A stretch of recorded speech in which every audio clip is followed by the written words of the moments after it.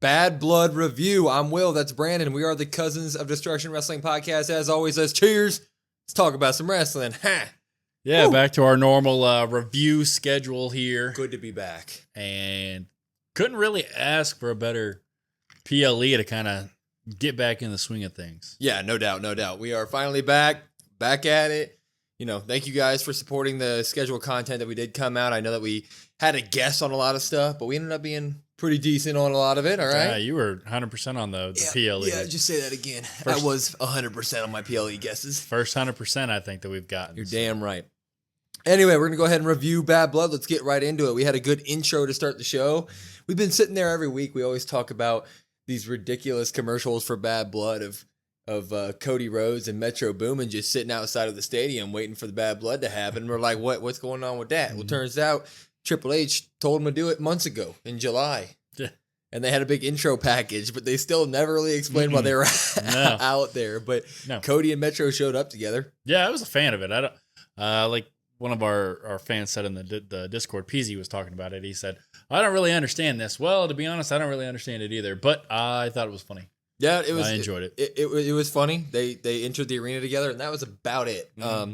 But we cut to the ring, and our hosts are there. Jade, Cargill, Bianca, and Naomi. They are the hosts of Bad Blood, and they welcomed everybody to Bad Blood, and they pointed up and said, now it's time for Hell in a Cell. Mm-hmm.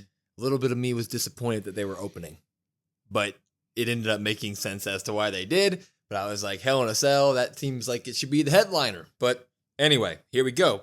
We got ourselves CM Punk versus Drew McIntyre, Hell in a Cell. And you guys know me and my page of stuff I write down. This took up an entire page because it was good shit, as they say. Cell lowers down. They do the fire now when it lowers down. Mm-hmm. They finally, let's just praise the Lord of Wrestling, Triple H, right now. Thank you for getting rid of that stupid-ass red cage. It was a normal Hell in a Cell that we've come to know and love. The chain, it was good. Yeah, I mean, I don't have the disdain and the hatred for the red cell.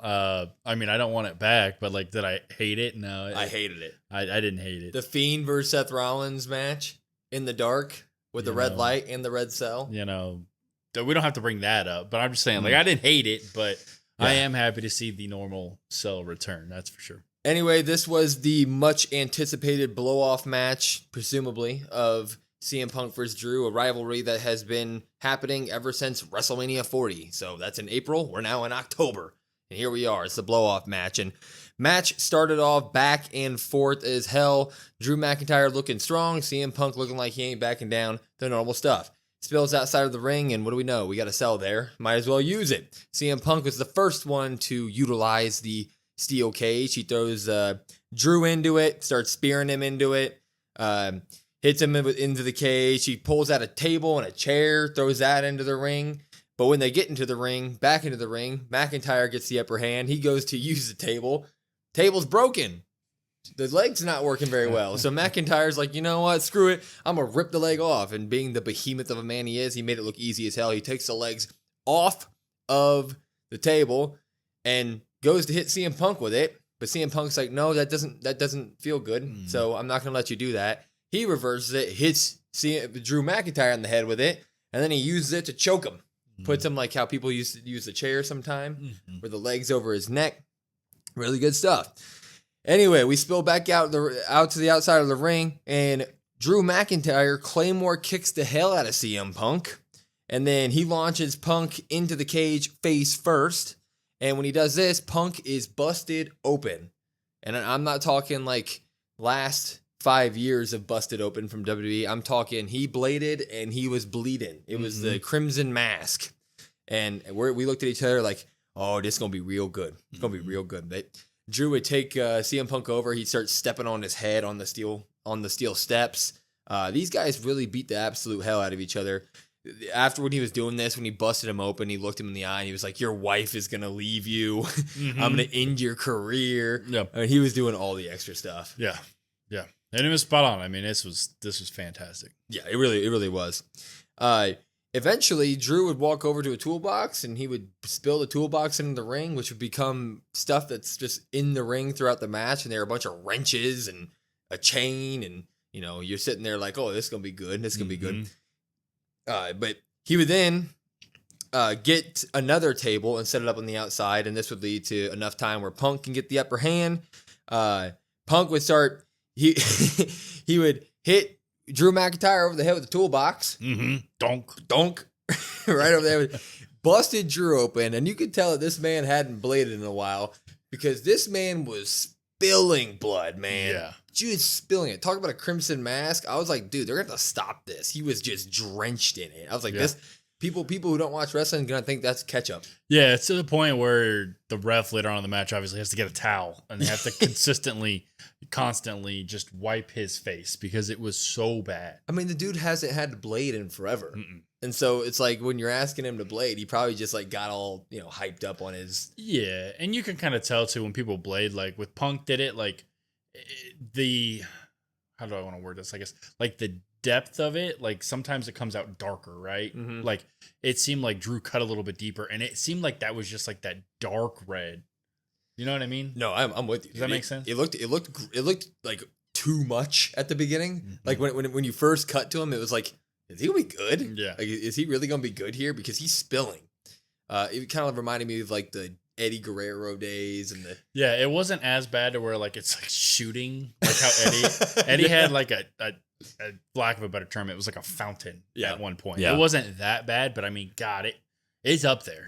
Yeah, it's really up there. But Punk didn't stop. He'd use the toolbox a couple more times, hit him over the head with it a few times, go on the top rope, hit him with it again, do a running bulldog with it. I mean, he was doing everything. He would hit a GTS on Drew McIntyre, but Drew would roll out of the ring, and Punk and Drew would kind of go out there. Drew would hit him with a wrench, come back into the ring, claymore him. 1-2, ooh, first of the night from there. Drew would go for another claymore, but Punk would catch him, give him the good old sharpshooter.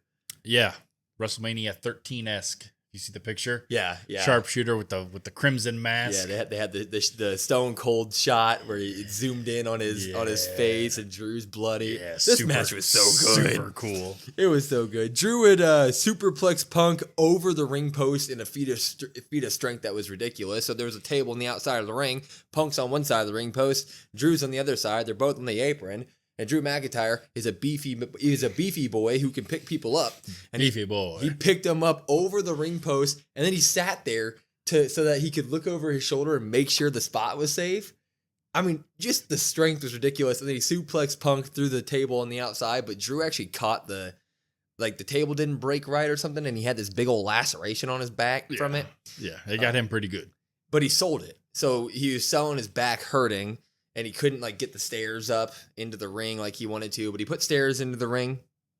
But this was all absolutely crazy stuff. When they got back into the ring, Punk would pop up, hit Drew with the GTS, 1-2, ooh.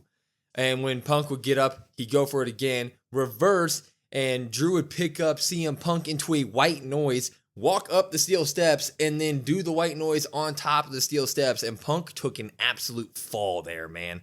Crazy stuff. 1-2, ooh there. I know we're going into detail. This match was phenomenal. Punk would hit Anaconda Vice on Drew, where Drew would grab a wrench, beat him over the top of the head with it to stop it. Video game style stuff here. But there was a point when Punk stole the wrench from Drew and just started gashing his head right where his gash is, where he's bleeding from. And Punk would get up and hold the wrench, and Drew was begging him, pleading with Punk to stop, like take it easy on me, I'm sorry. But good old nut hit, good old uppercut right to the cock. It was good low blow from Drew McIntyre. I mean, that's what it was, man. And Drew would grab a bag, and you and I looked at each other like tack time, tack time, and the whole crowd's thinking it, tack time. Good old black bag, and he walks over to CM Punk. And he dumps it onto CM Punk's head, and what is it? It's not tacks. It's a bunch of beads, bracelet beads from the bracelet that Punk has been wearing in this whole rivalry's been about. Thousands of them just spilling out. They have letters on them. Really, really good stuff there. Yeah. Really, really good stuff. When he did this, he'd back up, go for the Claymore, count it down. He'd go, and Punk would move out of the way, and Drew would miss the Claymore and hit his back on the side of these steel steps that were laying in the ring. I mean, he ate the corner of it like a little kid that didn't know how to run very well, hits the corner of a coffee table. It was absolutely nuts to look at. Punk would then wrap it while Drew's sitting there thinking, I can't walk for the rest of my life because my back's broken. CM Punk's wrapping his knee in a chain. He gets a chain wrapped around his knee, goes over to Drew McIntyre, picks up a bunch of the beads off the ground, shoves them in Drew's mouth, backs up, hits Drew with a GTS with the chain on the knee, beads go flying out of his mouth, all the good stuff, pins, 1, 2, 3, CM Punk beats Drew McIntyre in the Hell in a Cell match. Punk after the match would collapse on the floor as he's walking up to the set, but he would eventually get up. He says that he wants his wife. This was everything we wanted this match to be and more. I mean, I gotta pop it. Yeah, you gotta pop this. I mean, this one's up there with like a top 5 Hell in a Cell match for me. Yeah. I mean, this was done to perfection. I thought Punk looked really good. McIntyre looked really good. They both played the roles really good. You talked about the feats of strength and all the weapons. Like, the weapons weren't overdone, but they were nice. We questioned a little bit if McIntyre would bleed a little bit, and he did, and that added a lot more to it as well because you got both of them bleeding now. My only small gripe, and that's a critique by me because it's a personal thing, is nobody got up on top. Yeah. And that's what I wanted. Yeah. But with how this match was done and how this match was worked, like, at the end of it, I didn't sit there and say nobody got on top. I was applauding this, thought this was a pop. Like I said, for me, it was my favorite match of the night. Oh, yeah. I really liked this. Yeah, no, 100%. I agree with you. I wish they would have gotten up on the Cell, but it was the definition of the match. It was hell inside of a cell is what this match was. Just now, I think it's such... We said this after the Bash in Berlin fight with Punk, but now it's like official. This guy can still go. Yep. And at the highest level, tell phenomenal stories inside the ring, keep up with the best of the best, take the bumps that he needs to take. We were laughing at each other, and it was like, well, maybe Punk doesn't wrestle till Rumble after this one, after the beating he took. But it's such a breath of, it's like a sigh of relief watching it. It's like, they didn't mess up the finish to this phenomenal rivalry, tie a bow on it. Not only that, but like Punk seemingly is walking away healthy. Tie a bow on that too. Like, this was just perfect. It was perfect. Yeah, I mean, this is one of... I mean, I think when people think CM Punk and, like, his feuds, you think of, like, John Cena, right? Yeah. In terms of, like, his best feuds. Drew McIntyre, I don't really know who you'd say, honestly, before this one. But I feel like this is one of those trademark feuds that you look back at the end of both these guys' careers and you'll remember this feud. You'll remember this rivalry. The series of matches they had, I mean, this is feud of the year. I don't know what we get after this in terms of other possible feuds, but I mean, this is it. Like, this was phenomenal. Cannot agree more. This is one of those all-time classic look back on it rivalries that we really haven't seen, in my opinion, from wrestling in quite some time. Just a personal rivalry, especially between two guys where it's not obviously good and bad, where you have that cliche going on. Yep. It's like, no, these are just two competitors wanting to beat the hell out of each other, and it works. Yeah, and they also did a great job, I thought, with... Sometimes we see like the weapons tonight. I thought, obviously, like I said, I thought those were used perfectly. And then the stipulations as well. Sometimes you over stipulate something and you're like, man, this doesn't really fit, or this isn't going to work. Or we talk about over gimmicking stuff and things like that. Like, everything they did, they pressed the right button. And yeah, couldn't agree more. You did slowly mention it though. It does bring up the question, what's next for CM Punk after this? Gunther. I guess. Well, maybe not Gunther. Dude. Sami Zayn. Yeah, given the stuff that happened. I think it's the world title picture.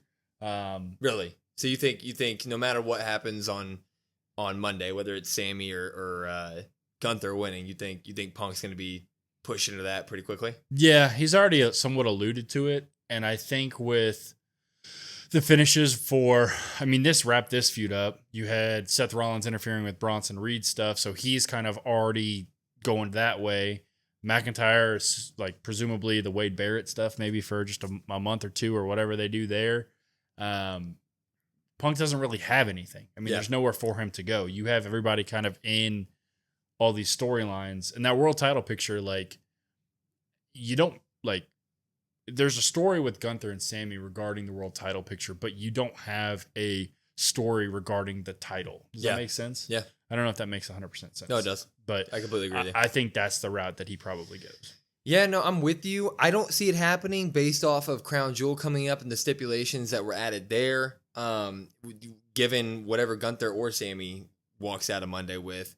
Mm-hmm. To me, I think Punk does not have a clear future here. Like, obviously, by Rumble, by Mania time, you would think he's title picture. But, like, we got some months till there. I wouldn't be surprised if we don't see CM Punk for a while. Or if maybe they shoe him in. It'd be hard. Maybe Jay. Maybe IC title. I don't know if Punk is that caliber in terms of, like, them putting any belt on him that isn't a world title. Right. So I'm not sure about that. But it's interesting to just think about, like, I just don't see that there's a clear path, and it's interesting. Yeah, I think that he probably, I mean, I guess it depends on what happens on Monday, but I think basically you start building for Rumble for him to take that belt off at Rumble. And I think that if you have Gunther and Sammy kind of go at it, maybe, like we said, we talked about the stipulations, and we'll get to that in a little bit. Maybe you have him just fight like a Ludwig in order to get to Gunther, but maybe that's what you do. Maybe he takes a little bit of time off, a couple weeks, but you could have him just loll around like Jay did for a few months. Mm-hmm. You could. Anyway, we'll move on with it. Does that make it worse? I guess before we move on, does that make it worse though? Like, does that drop your interest for CM Punk? No, because I understand his health. I just understand his health. That's really all I can say there. I get he needs more time than the rest. Yeah, I get it, and before all of this stuff with Drew, that wouldn't fly with me. But now that I've seen all this stuff with Drew, and especially the matches, now I'm sitting here like, okay, I know what he can give me when he's healthy and he has time. So just do that. There might even, this just popped in my head. Like, he was a special guest referee in NXT, and Ethan Page was saying like, oh, he cost me. And he GTS'd him. So yeah. So maybe you go that route. Maybe he goes down in NXT and lolls around in NXT for a little bit. That'd be cool. Bring a guy up, elevate a guy down there for a little bit. Yeah, sure. That's probably, actually, now that I think about it, that's probably the way they go until that's closer to Rumble.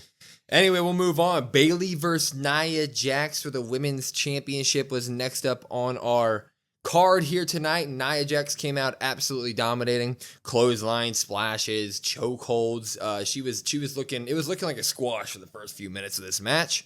Eventually Bayley got the, would do what they all do, take out her legs. She'd bend over and Bayley would do a leg drop, get a bunch of outside the ring offense in, baseball slides. She'd go suicide. She'd come back in the ring, suicide dive until Nia basically got the upper hand there when Bayley wanted to come outside and jump off the steel steps at her. Nia Jax would catch her in a powerbomb position, powerbomb him on top of the steel steps, continue to pick her up in a powerbomb form, and then slingshot her around into the barricade. I was like, Jesus. Yeah. That looked rough. That looked like it hurt. Yeah, it looked rough as hell. They get back into the ring, and Bayley would go so Nia's on the top rope because she was going for an annihilator, and Bayley would pop up real quick, and she'd go for the powerbomb that she got on her at SummerSlam. But when she did this, Nia would do like a half-ass Hurricane Rana, which everybody on the internet's going to say she botched. But I just wanted to give Nia Jax her flowers because I think we never do it.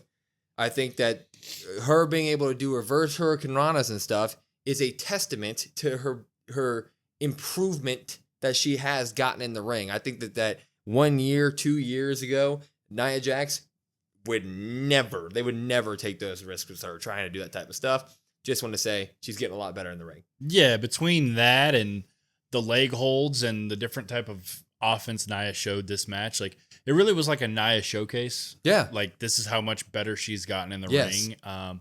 Some people might not like that, and some people might still say she sucks, but she's advanced. I mean, you can see it. You can see how much work she's put in. You can see the different types of stuff. I mean, this match was her showcasing the different stuff against Bayley, and that's a match they wouldn't have been able to have years ago with Nia Jax. So completely agree. I will sit here and say I was a huge Nia Jax hater. Mm-hmm. Every time her music hit, I was like, no. Basically, like how I am with Sami Zayn. Onward. Bayley would eventually get back on offense. She would do a sunset flip to Nia into the corner, and go up to the top rope, hit her. Bayley from the top rope, elbow, 1, 2, ooh. But then we get some more Nia offense. She would kick out of one time she'd kick out of a Bayley pin and throw her out of the ring, which was a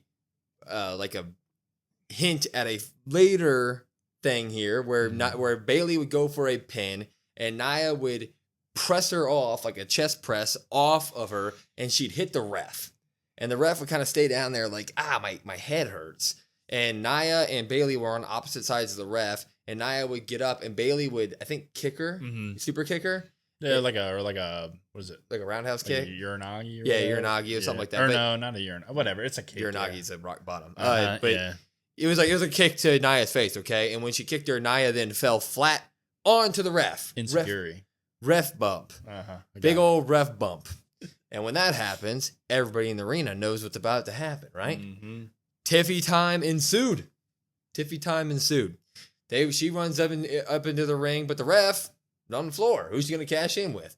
But when she runs into the ring, she makes sure Bayley's down as well. Hits Bayley a couple times over the head with the briefcase. Beautiful pink briefcase that she's got.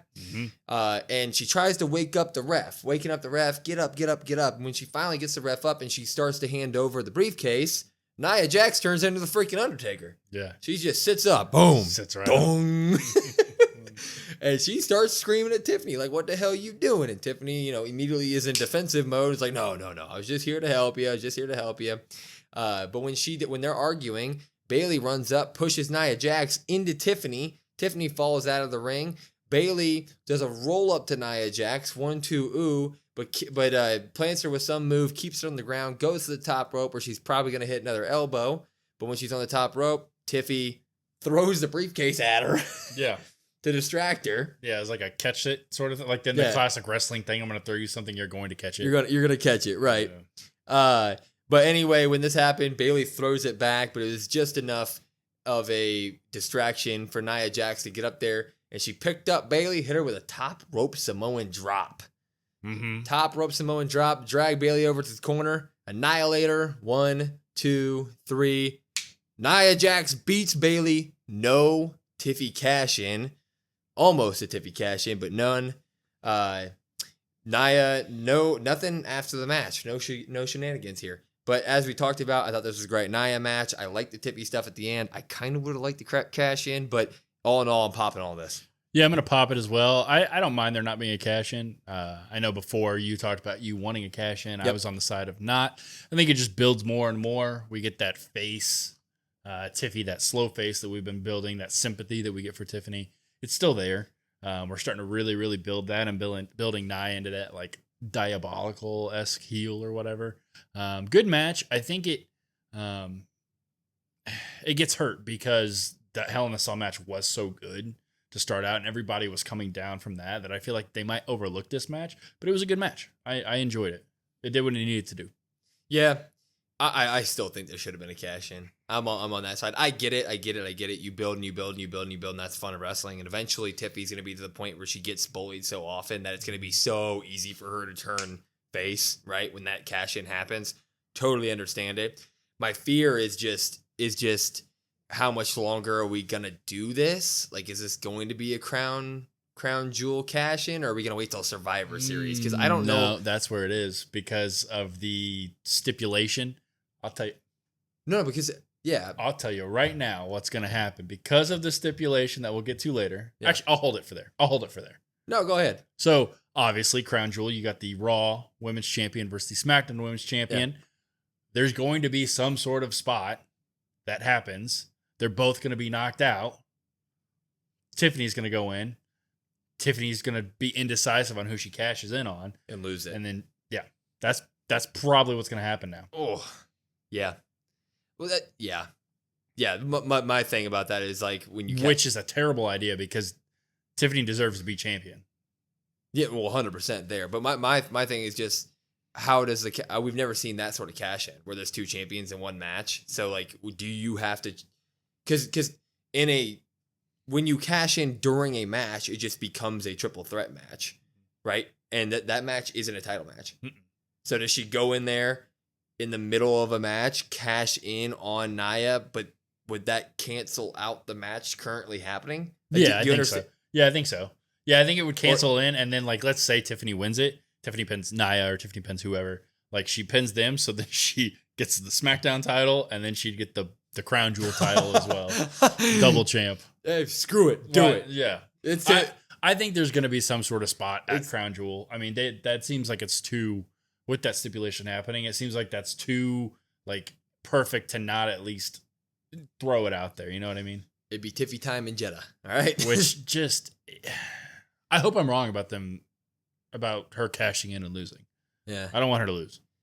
Yeah, no, I don't either. But since we're talking about it, it's a little bit later, but Triple H, between one of these matches, does come out, and he has a big historic announcement.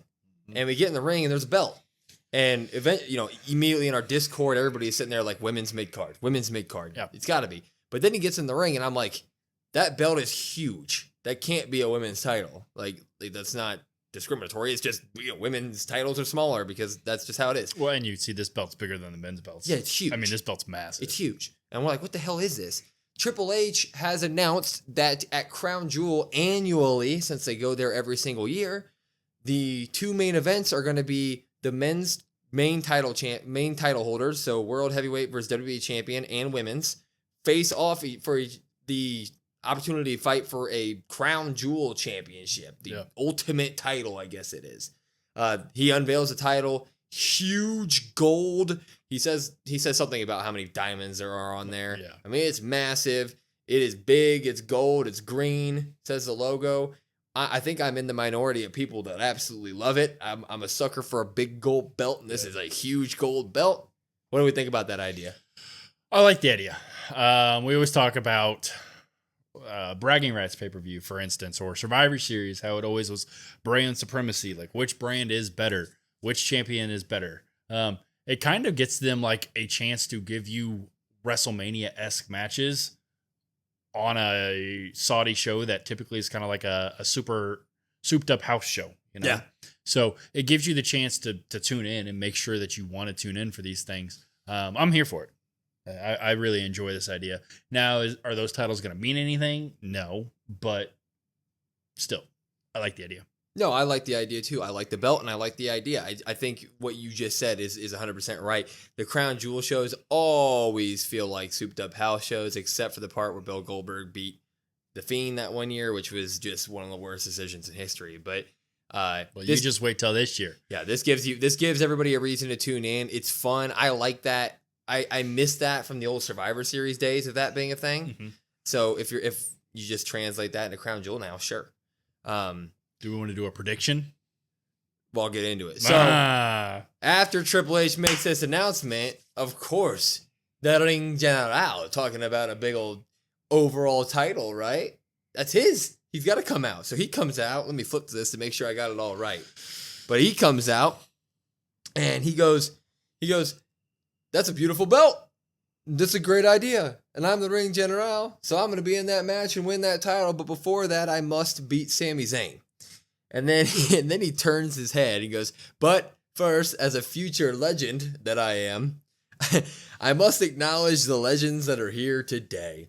And what little would you know, Bill Goldberg was sitting in the front seat. Yeah, the show was packed between musicians like rappers and the Hall of Famers and entertainer, just star-studded. Yeah.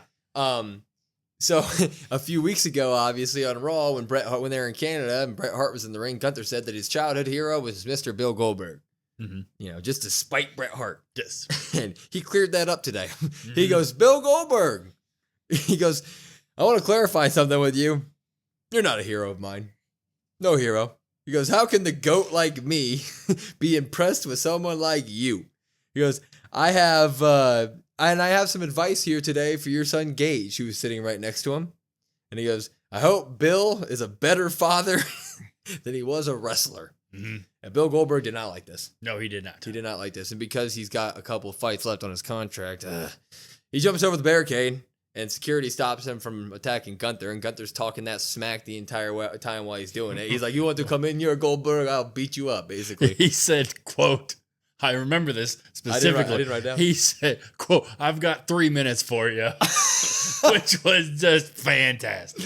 And that is fantastic. And while he's doing this, of course, Mr. Sami Zayn would come out, even though I thought Sami Zayn was a Bret Hart guy. I don't know. This man has no loyalty to anybody.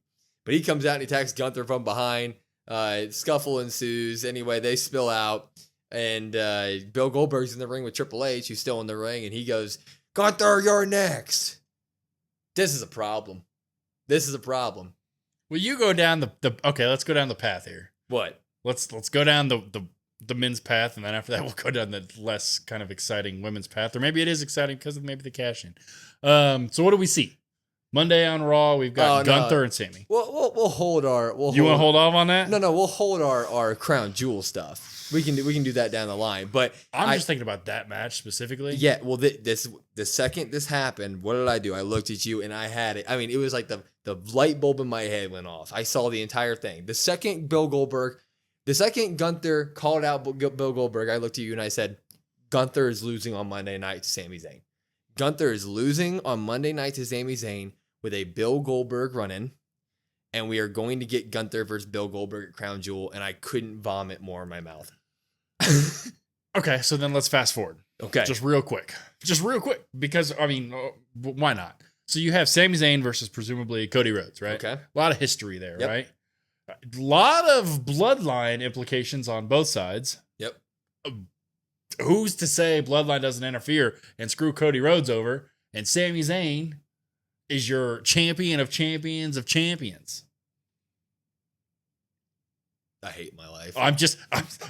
I'm sitting here thinking about it, and like, it's not that far-fetched. Oh, no. Or do they hold off the Gunther stuff and the Goldberg stuff? No, it's going to happen. Because it's going to happen because it's going to happen because Bill Goldberg has been vocal on interviews that he is still under contract for, I think, 2 or 3 more matches. Where do those matches normally happen for Goldberg? SummerSlam, WrestleMania, Crown Jewel. What in the next pay-per-view is Crown Jewel. He's doing this segment during a Crown Jewel title segment. This is 100% happening, and it makes me sick to my stomach. What's your opinion on that? What do you think about that? I think it's shit. I think it sucks. It's so I got 2 different things. I got Goldberg versus Gunther, a match I don't really care. Yeah, like I don't really care to see that. I just don't. And then you have Sami Zayn and Gunther on Monday, and now I'm like having the realization that, like, okay, they gave away the ending. I mean, they gave it away that Sami is going to beat Gunther. Yeah. I hope that I'm wrong. I hope that we're both wrong. I hope Gunther does retain some way, somehow. But I just, with Goldberg being out there and all that stuff, like, it just makes so much sense to do it. Like, you wouldn't do all that stuff if you weren't going to do this. Yeah, it's wrestling. Yeah. It's wrestling. They don't do that little stuff for no reason. As much, like, if I'm trying to look at it positively, I do think Gunther and Goldberg can put on an entertaining match. I think that Gunther is stiff enough of a worker that can, if you say what you want about Goldberg, he's not going to care if you hit him. And that's what Gunther's going to do. So that match is going to be something. But the decision, if that happens Monday, it's going to be a giant, big groan from me. That's the biggest thing for me, and I have a lot of people saying Sami Zayn deserves a title run. If he beats Gunther, I don't know where you go from there. Yeah. Like, we talked about what's next for Punk. Maybe that's what it is, but it's like, when do you have Punk lose that or win that belt back? Like, off of Sami? Like, it just doesn't make sense to me. Yeah. Like, I'm just not a fan, but yeah, hopefully we're just talking gibberish and making all this stuff up in our head, and it's for no reason. But anyway, let's get back to the Bad Blood review here, huh? But that happened. So we move on to Finn Balor versus Damian Priest here. This, to me, to preface, was my low point of the night. But you got it right. I got it right. We are very big. We have been since Mania. So we started our podcast very shortly after Mania, about a month after Mania. And we were very big on Damian Priest. We really were. Thought he was a great transitional champion. We've done grading videos. Go watch that if you want. High praise on Damian. Yep. Tonight solidified him as just being too much, in my opinion. but we'll get into it. Yeah, and him being I guess we'll preface it too and saying, you said he's a great transitional champion. Like, that's how we looked at it.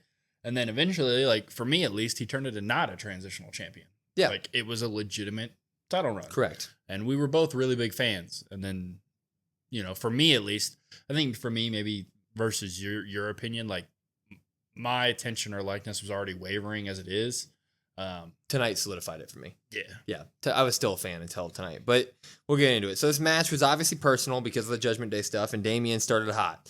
He was coming after Finn. He was doing slams, splashes in the corner, his kicks, all of his patented Damian Priest moves. The man is phenomenal in the ring. Won't take it away from him. He's only improved. He's great.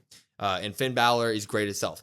Problem is, this match was as much of a squash match as a squash match can be without it being a squash match, in my opinion. That makes sense. Damian got big old offense the entire time, and Finn basically survived. He got offense in here, got offense there, but it was never really serious for Finn during this match. During, not the finish, but during the bulk of this match, it was Damian doing big-time offense, Finn surviving, getting a little bit of offense here and there, but nothing big.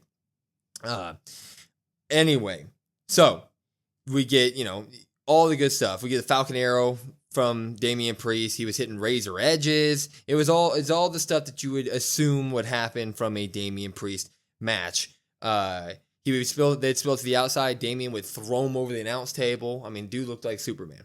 All that stuff happens. Carlito and JD would eventually show up. Carlito comes to the ring, hops on the apron, ref looks at Carlito, JD on the opposite side. Distraction. When he does the distraction, Finn Balor is able to get enough offense here. He gets some offense in, gets a coup de grace off. 1. Gets the pin. 1, 2. Ooh, that's 1 coup de grace. Carlito would then distract the ref again. JD would pass a chair to Finn Balor, but Finn would pick it up to hit Damian Priest, and Damian would high kick the chair into Finn's face, and then Damian would throw JD over the ropes into Carlito, and because they are useless minions, that's enough to just exit them for the rest of the night. When this happens, but when he's dealing with JD and throws him on the rope, Finn's able to recover enough to where he gets enough offense in on Damian to where Damian's holding the stomach bent over, and Finn goes to the top rope, coup de grace to the back of Damian Priest's head, jumps right back up. Damian Priest is just holding his head, still not on the mat yet. Coup de grace, number 2 already. He would then coup de grace to Damian Priest's back. Coup de grace number 3 in the span of minutes. Correct? Got my math here? Yep. Yeah, he didn't get all that one, but... Didn't get all of the back, I guess, because Damian Priest is at a knee at this point. He'd go to the top rope one more time for the 4th coup de grace in minutes. Jump off the top rope. Damian Priest catches him by the throat. South of heaven. 1, 2, 3. Damian Priest gets the win here. Damian Priest beats Finn Balor after 3 coup de graces in the matter of minutes. I mean, I don't know how you want me to support that. If you're just no-selling finishes and you want to look like Superman, that's Damian Priest at this point. I'm dropping it. Yeah, I'm going to drop this as well. Easily the low point for me. And now I just don't care. Yep. Now I don't care about this feud. I don't care about Priest. I really don't care about Balor in a sense anymore. I don't care about JD, Carlito. I mean, it really just, for me, it was almost like a must win for Finn. I knew that once you had talked it up, that probably wasn't going to happen, and how you laid it out, I was like, okay, that's probably what they're going to do. That Finn's probably not going to win.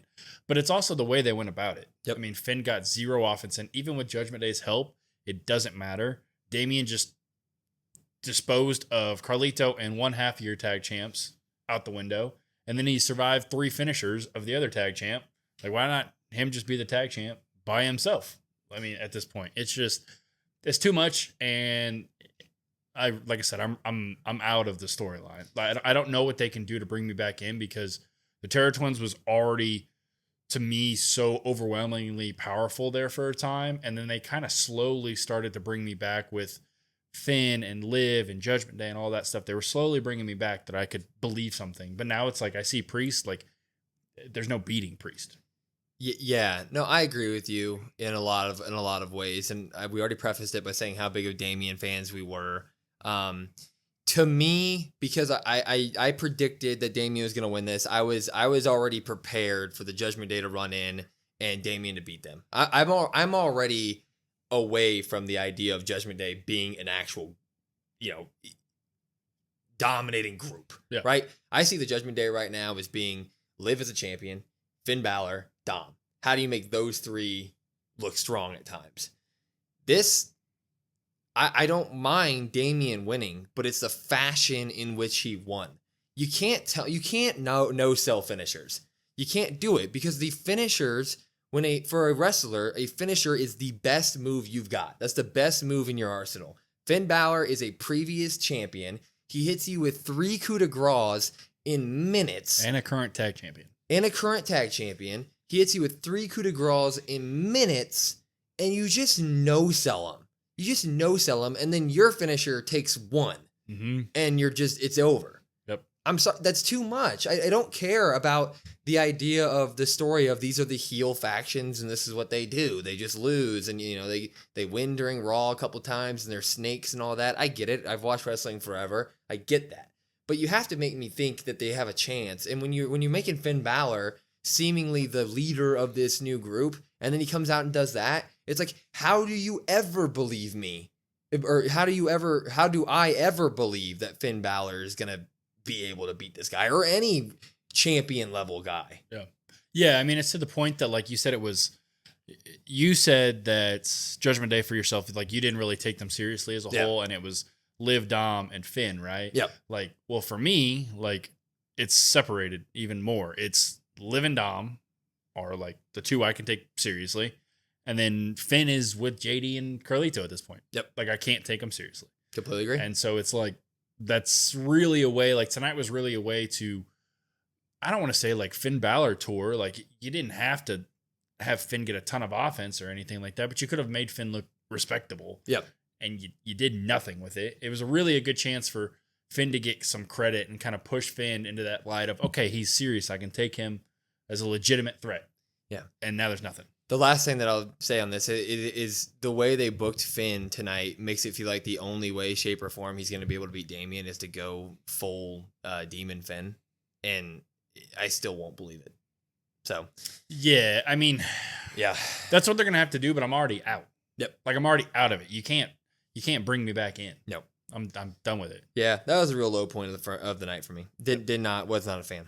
Anyway, we moved on to the other portion of Judgment Day. There were a couple Kathy Kelly interviews. They had a suite. Jade and Bianca and Naomi had a suite with a bunch of wrestlers, and funny stuff happened throughout the night. Chelsea Green came in. She was all smelly from her trash match. Jay was there. Quavo was in there. X-Pac was in there. Everybody was in there. But we move on. It was Liv versus Rhea for the World Championship with Dom in a shark cage, and Dom and Liv would make their entrance in the lowrider.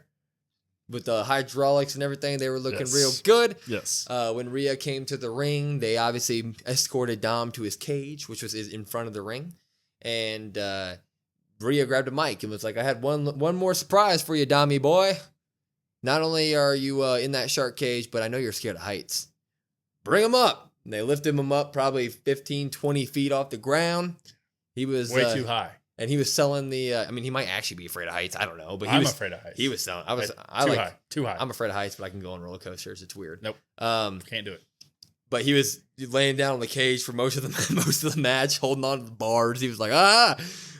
Anyway, the match would start here, and Rhea would start hot. I was a little worried because of the Damian stuff that just happened, but she'd start beating the holy hell out of Liv. Yeah. And my only complaint for the night with this match.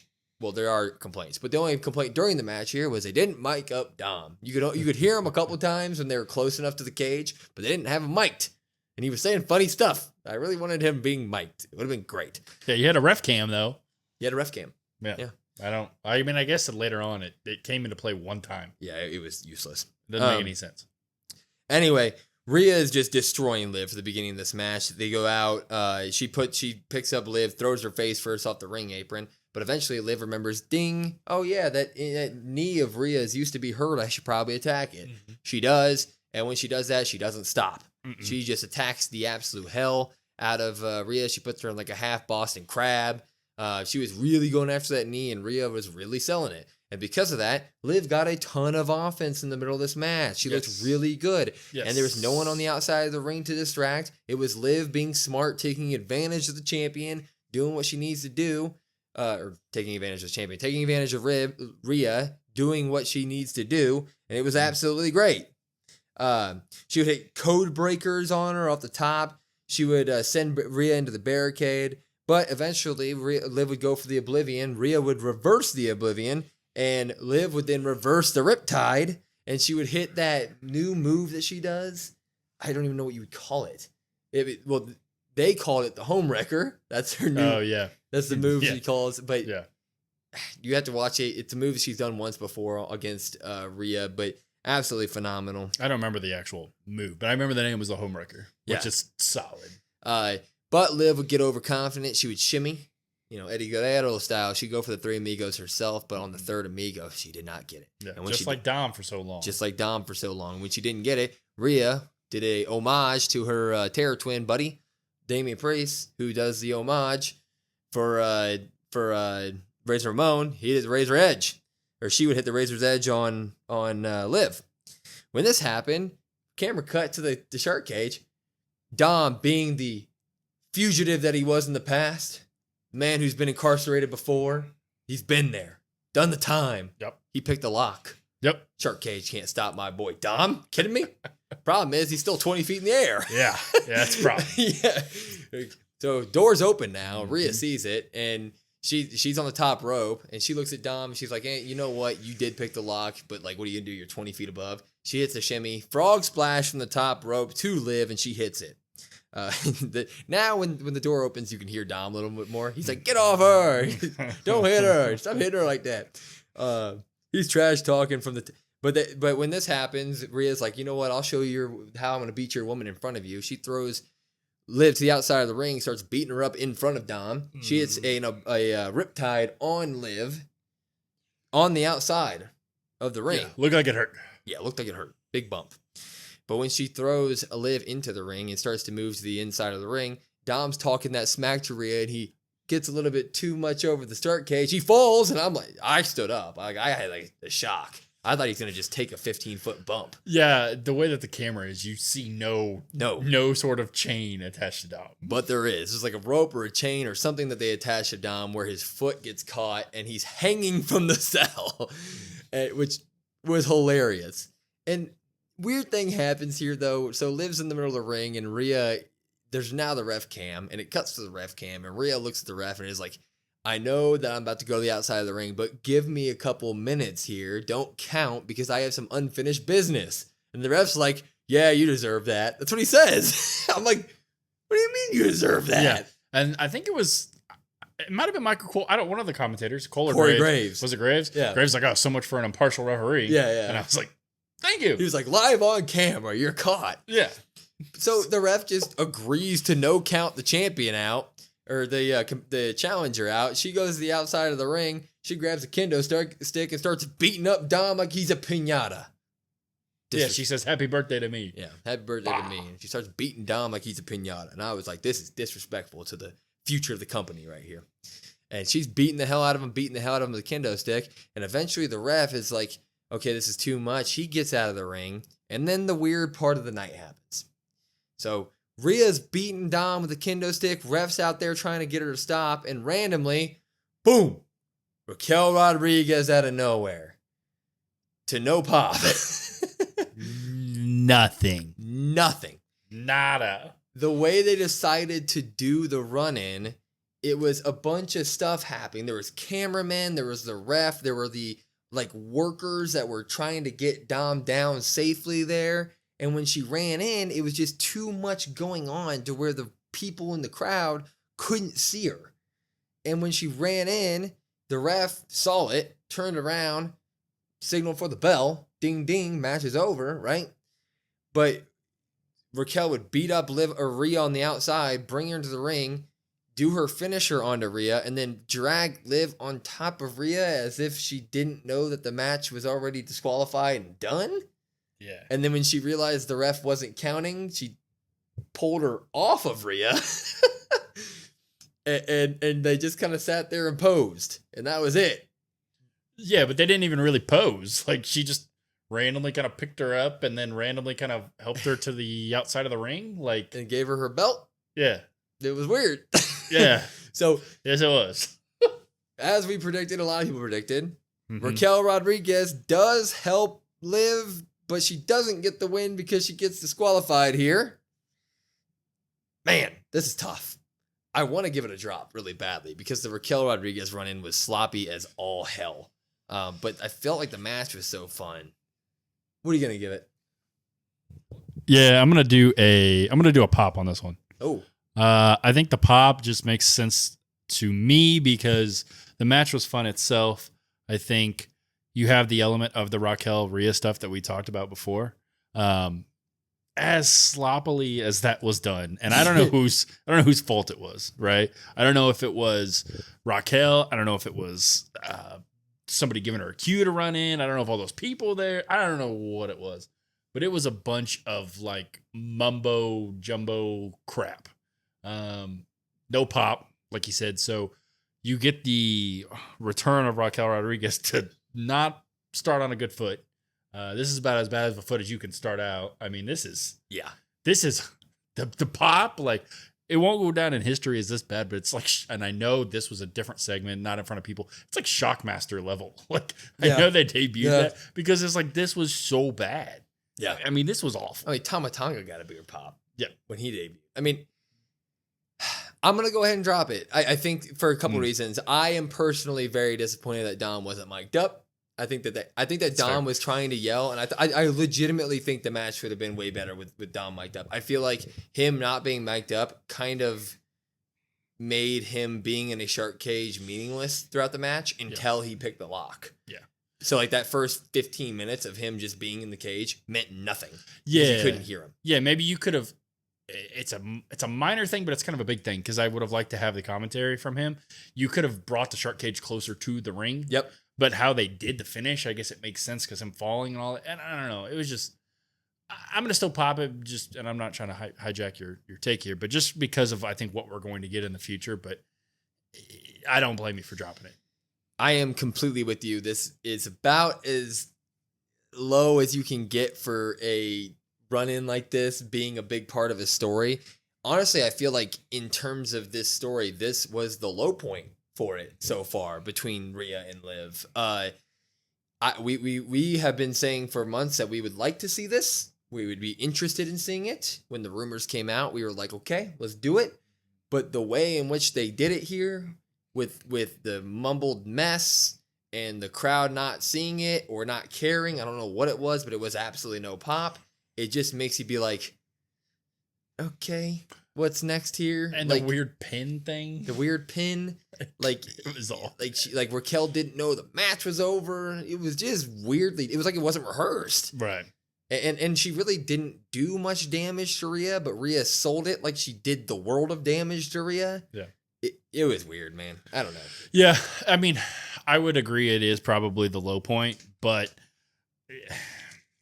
I can't just give up on this, you know? I feel like no. It's been such a dominant storyline for Raw that it's like, okay, there's a little misstep here, but like, I think they're going to rebound and they're going to have, I don't know, something. I mean, obviously hopefully if Raquel comes out with Liv on Monday for Raw and you let Liv do the talking and hopefully don't let Raquel talk a whole lot right now. I love you, Liv Morgan. I love you, Liv. And Daddy Don being like, no, she's mine. Stop. It was like it wasn't rehearsed. I mean, this is bad. Yeah, it's bad. Okay. Yeah. I don't really want to go more into it because I do think it has a good future, but the execution tonight was not good. But that led to that led to a phenomenal main event that we got here with a lot of twists, turns, and stuff. Okay.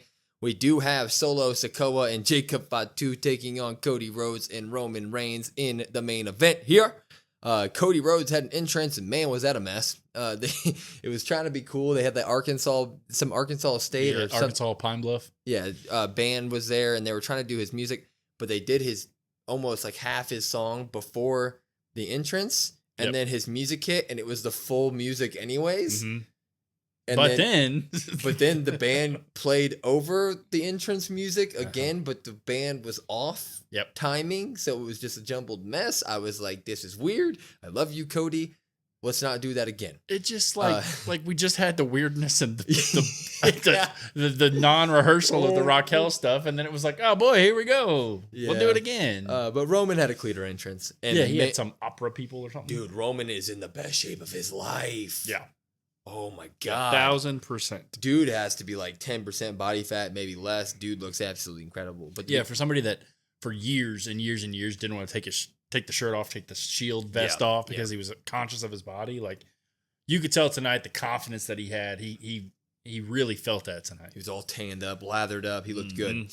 But him and the match, the bell would ring and no one would move. Well, Solo and Fatu went to the corner. Fatu was easily decided that he was going to start, but Cody and Roman looking at each other like, okay, who's going to start? Yep. And Cody basically was just like, I'm going to go. I'm the champ here. I'm going to go. Yep. So Fatu and Rhodes would start, and Fatu was no-selling everything, but in a good way. You know, the Fatu way of no-selling. Yeah.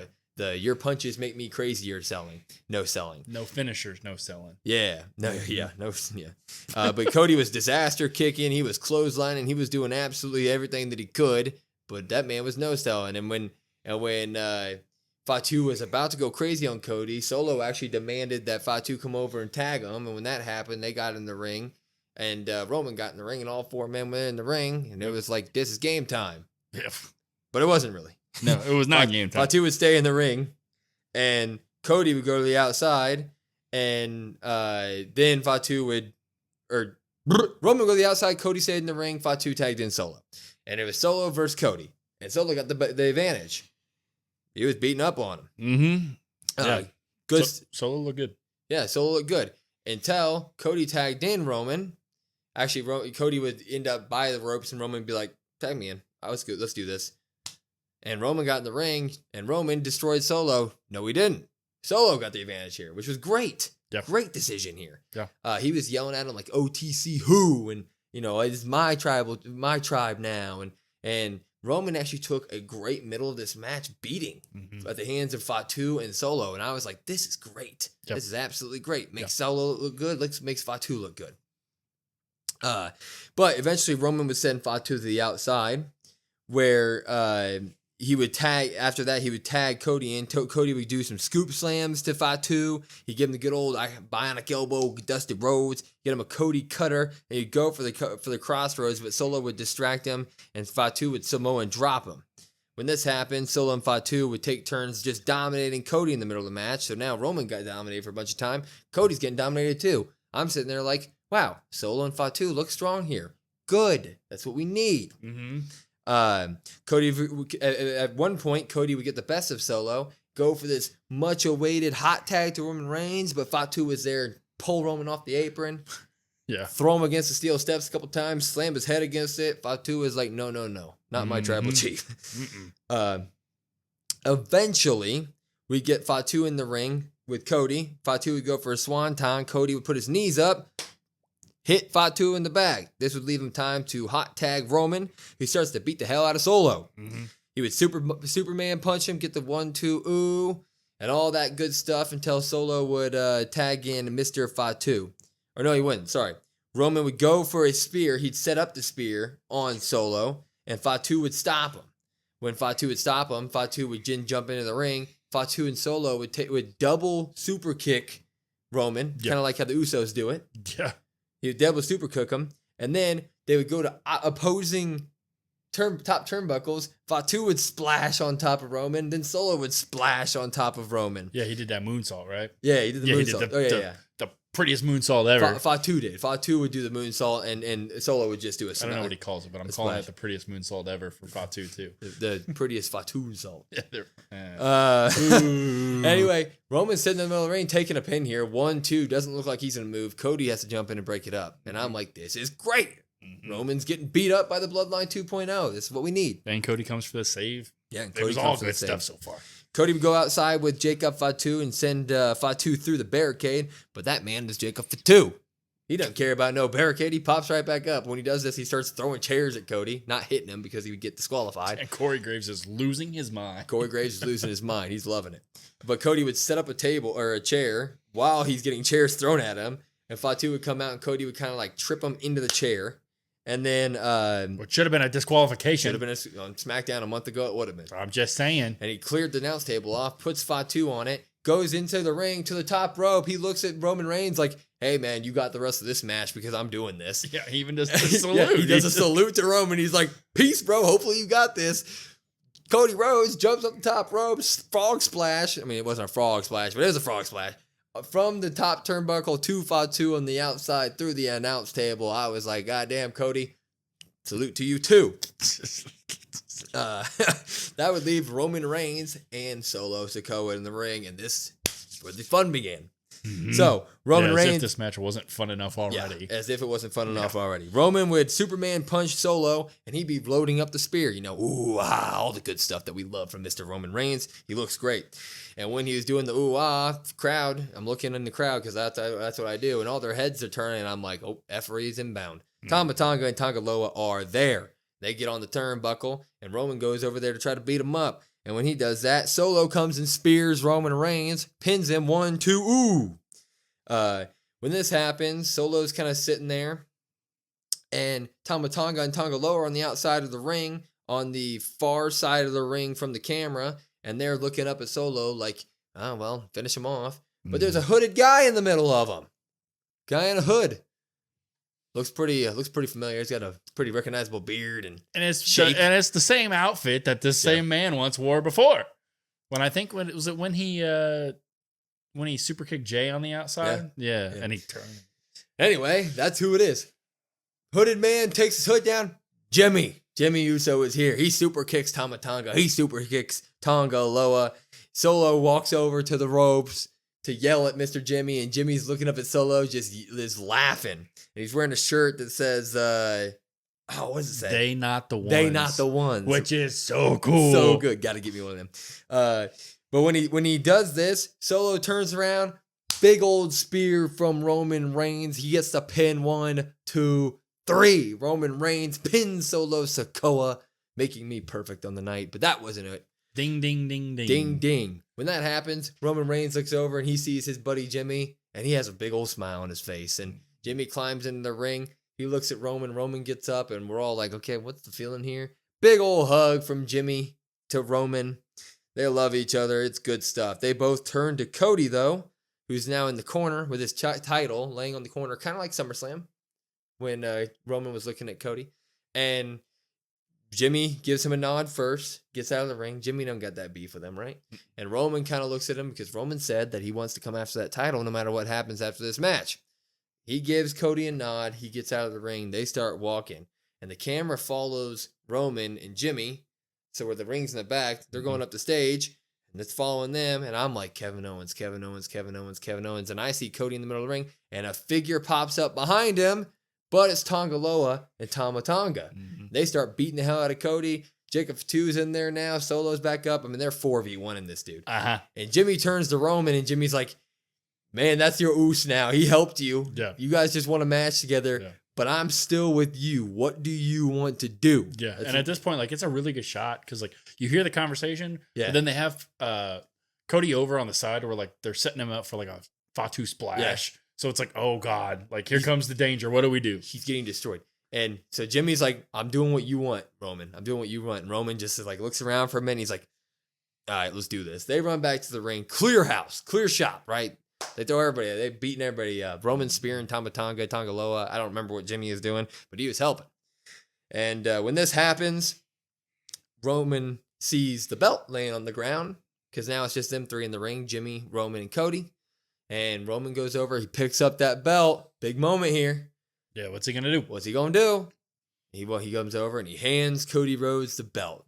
And he said some words. I'm not good at lip reading, so I don't know what he said. And we're filming this right afterward. And then the camera went black. And then the camera went back, and there's a, then that's now all, forever, folks. Yeah. That's all, folks. Porky Pig came out. That's not what happened. So those three are sitting in the ring. They're looking at each other.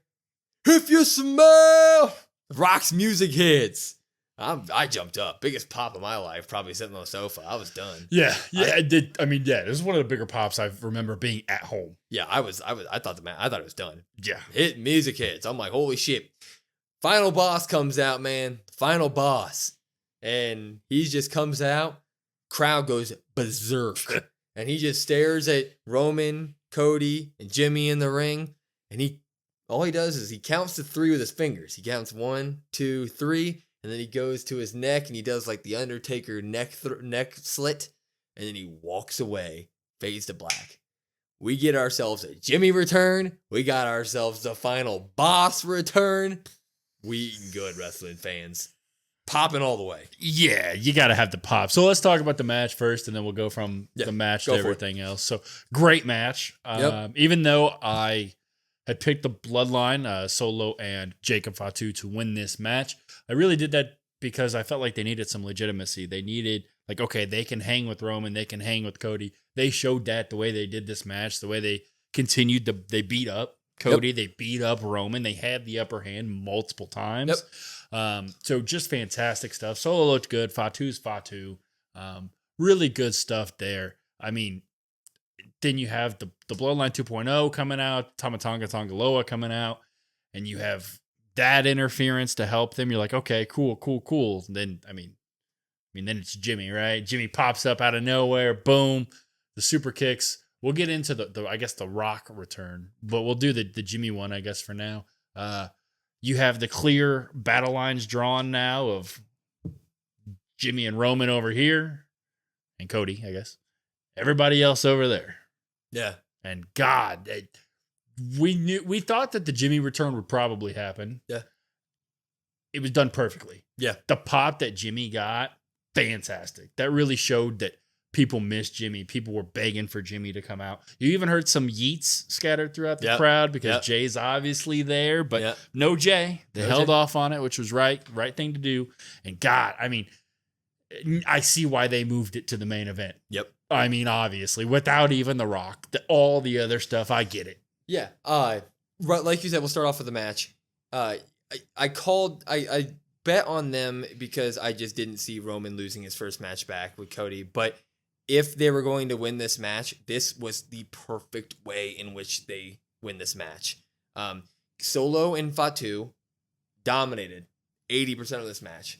Dominated. It was just one of those things where you watch a football game and it's like one team gets dominated, but the other team just like scores right when they need to. It's like watching a Chiefs game most of the time. Can't say Chiefs. They look like trash for most of the game, and then the refs help them out. Yeah, the refs, right. Yeah. Boom. But it felt that way. It felt like Cody and Roman were not the better team tonight. Right. They were just a team that won. Yep. And that's perfect for that reason. But then we get to the Jimmy stuff. I mean, like you said, Jimmy's return, I thought was perfectly done. He didn't touch Fatu or Solo. I thought that was a big deal to me. I liked how he went after Tama Tonga and Tonga Loa. That makes sense. Get the distraction. Let Roman finish that one off. But then the final boss coming out and drawing the line in the sand. I mean, he did the throat slit. That means with that little action, that's the great point about the Rock. And then he's done it in the past. He can get a point across and move a story forward without saying a freaking word. That's all we needed. He just counted 1, 2, 3 in the ring. Done. I know that you and me, Roman, were boys in the past at WrestleMania. Nope. You're with you just basically teamed Cody and you gave him that belt back. I'm done with you. Yeah, you turned your back on the Bloodline. Yep. Essentially. I mean, the Bloodline was doing what they needed to do. I have a problem with Cody Rhodes. You saved Cody Rhodes. So now I have a problem with you. So now we have, Fatu, Solo, Tama Tonga, Tonga Loa, and The Rock. So you got 5 over there. You only got 3. Yeah. For that Survivor Series. Yeah. So like you said, if Tama Tonga, Tonga Loa, Solo, Fatu, and The Rock are the 5 for Survivor Series, then you got Roman, Jimmy, Cody? Do you think Cody gets Roman or Randy and KO in there? I'm still holding out hope. We got Sammy and we got Jay. I'm holding out the hope. Yeah. I would prefer, like, me personally, for Sammy to not kind of be involved in this and it just be like, and even Cody. I personally kind of prefer just bloodline, but the numbers don't add up. They don't make sense. So you could have Cody kind of be in that. I mean, Cody has a right to kind of be in that in terms of the bloodline have been ruining my career for so many years at this point, sticking their nose in my business. You got Jay with that inevitable return, and you got Sammy. He fits right in there. I mean, unless Sammy's world champion at that point, then you could take Sami Zayn out and put Paul Heyman in the ring.